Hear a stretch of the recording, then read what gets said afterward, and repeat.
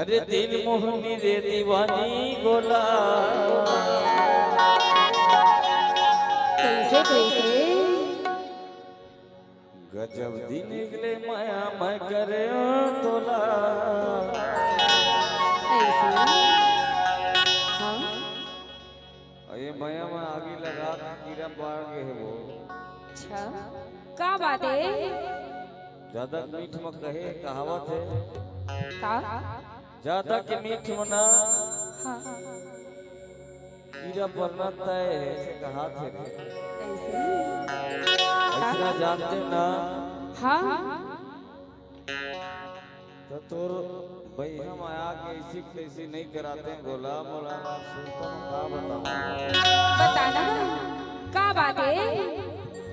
गलत का माया करे मत का माने मत का चाहे फिर भी से तय मोर बीच में घर दे धोखा डार दे धोखा दे धोखा वो बताना का बात है फिर बता के थे तोला तो आज रात भर बताना तय है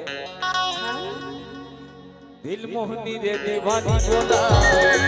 बता दे तेरा बोला माया के मारे बा तुझे छतिया के मारे बा रानी रे छतिया दिलवा चला के जाको चुरा पथ परे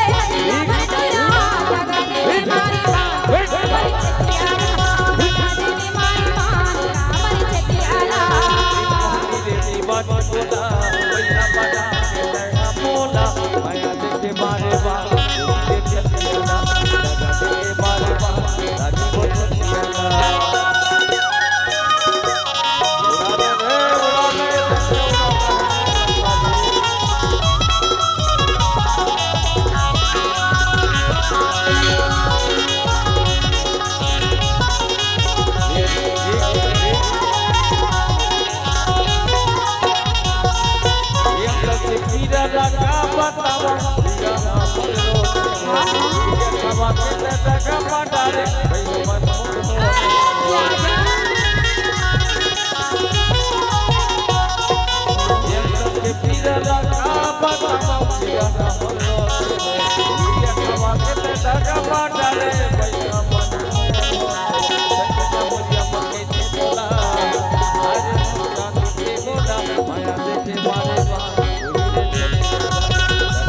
रानी रे छतिया